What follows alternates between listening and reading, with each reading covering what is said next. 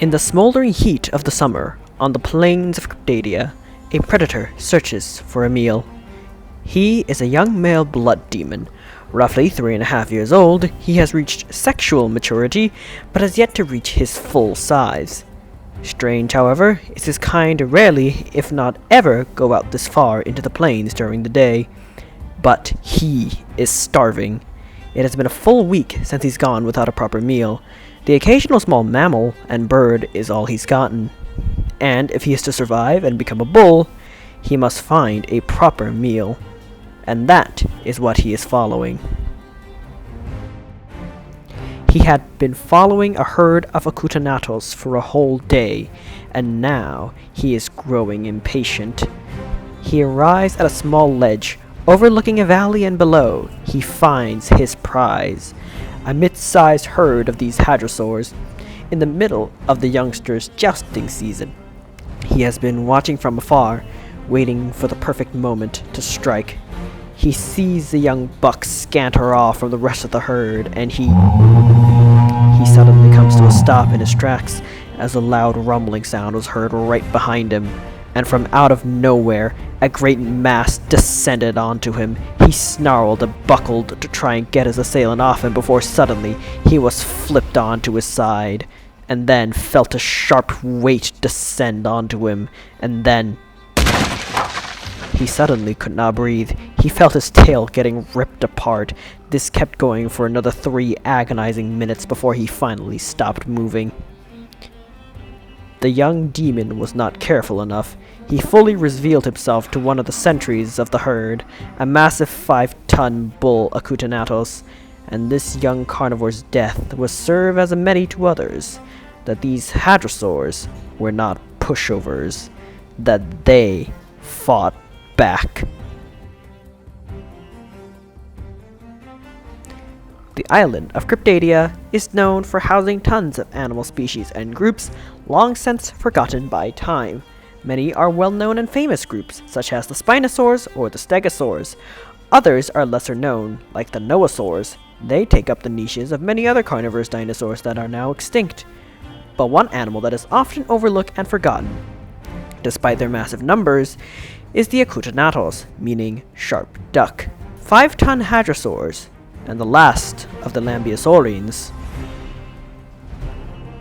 weighing in at 4.6 tons for the females and 5 to 6 tons for the males, with a length of around 8 meters. These animals are not to be scoffed at. Oftentimes, young carnivores who are inexperienced that attempted predation on these hadrosaurs are often humbled, or sometimes, in the worst case scenarios, killed by the bulls of the herd, who use their massive weight and strong front arms to crush their would-be predators into a broken pile of flesh and bone. Often found in the open prairies and plains and clear forests of the island, they're seen following the roving herds of rabachisaurs, tailing them from behind as the giant sauropods dig up dirt and debris, knocking down trees, and often allowing their preferred food to grow for the Acutanatos to eat. These hadrosaurs have a wide range of food. Their diet consists of ferns, cycads, horsetails, nuts, and fruits of all types. They are the seeders of the ecosystem, while the sauropods are the tillers of the island. The hadrosaurs seed with their droppings, and undigested seeds of the plants they eat will allow new plants to grow for other smaller animals to eat early, and for their new food to grow fully on their next migration. Acutanatos herds usually number around 20 to 40 members, led by the largest bull and his followers, usually numbering around 6 other smaller bulls. The way the herd is structured is that the largest males will take up on the front, and the small bulls will make up to the side as the defense, and the weakest members, whether it be male or female, are forced to the back by the stronger, healthier members of the herd, allowing the weak to die and serve as a meat shield for the young, and all the young and female stay in the middle where they are most protected. When it actually comes to being attacked by a carnivore, the herd will always run first. Running is possible, they will do it. The early warning systems for the hadrosaurs are usually the pterosaurs and their little insulosaur friends. These little creatures always give them a few extra seconds of extra time to react and run. Usually, Only takes one hadrosaur to run for the rest of the herd to follow suit in a stampede. If a herd member gets left behind, the herd usually does not look back and keep running until the herd stops. Sometimes, however, if the herd stops early and not too far from where the member that was left behind was getting attacked, the closest bulls will charge in to aid the trapped member if they still can. Usually, however, if it's a trapped bull, they'll leave them alone, but if it's a trapped female and or calf, they'll usually try to help. In battle, however, make no mistake, these hadrosaurs have a sharp and powerful beak, strong forearms that can turn a human into a mush of piling flesh, and end with massive flailing kicks and stomping with their back limbs that can knock out an elephant. Safe to say, being around these animals is not a good idea to agitate them, and will guarantee you either dead or with a few broken bones. Cryptadia as an island has no shortage of vicious and powerful predators, from the flagship that is the Mokele Mbembe, or even the rare and elusive Congo raptor, or the mighty dragon of the skies that is the Umkele Wefuwegi, better known as the Sonic Boom Dragon.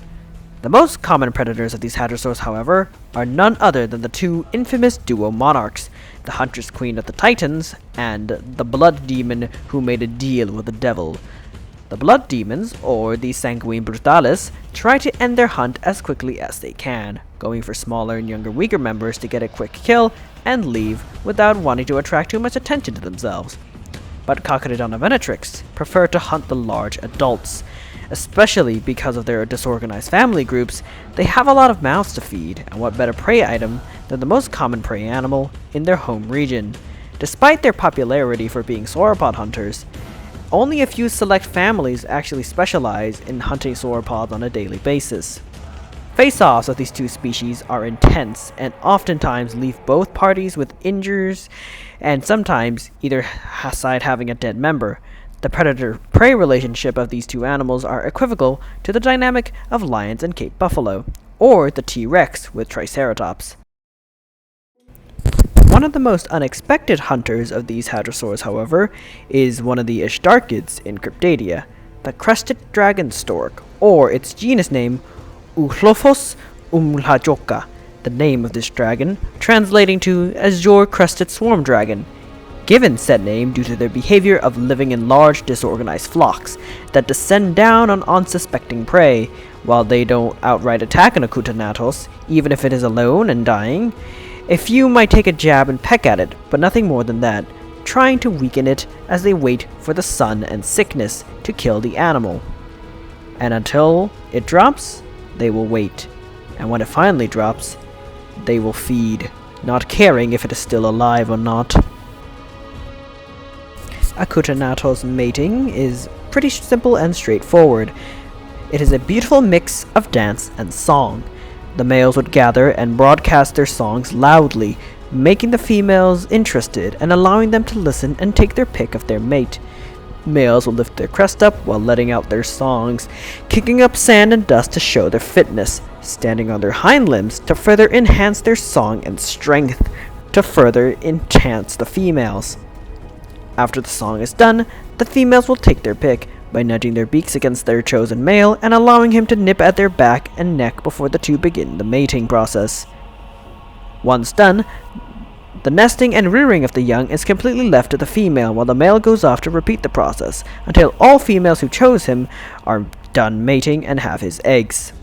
The females of the male would often nest together to provide better protection and overall be able to keep themselves safer alongside their eggs and raise their young together, tending and caring for them until they are all ready to join the rest of the herd. The waiting time isn't too long, as it usually only takes 2 to 3 weeks, and the young will be ready to run alongside the herd by then, able to keep up with their migration routes. And that is it for the Acutanatos video. I apologize that this took an entire month longer than it needed me, but CapCut, the usual editing software that I used to use, ended up paywalling everything. So I scrambled as much as I could. I did a lot of testing with a bunch of other video editing applications, but I just couldn't fucking get what I wanted. until a friend of mine reminded me that DaVinci Resolve existed, and it was free. At first, I was hesitant, because the last time I used DaVinci Resolve, it didn't end well, but I was like, nah, whatever, I need to get this video out, so, yeah. And this is the first ever video I did on DaVinci Resolve, and it turned out, I'd say, pretty decently well. It's relatively the same quality, at least I think so. But yeah, I hope you guys enjoyed the video, because this was fun for me to work on, even though it took an entire month longer than it needed to be, but, you know, we're not going to talk about that. But I hope you guys enjoyed this duck murder machine, this little twist on hadrosaurs in media. And I will see you guys next week, actually, because I have a little surprise for everyone. But yeah, I'll see y'all later, everyone who got to this part of the video. Bye-bye!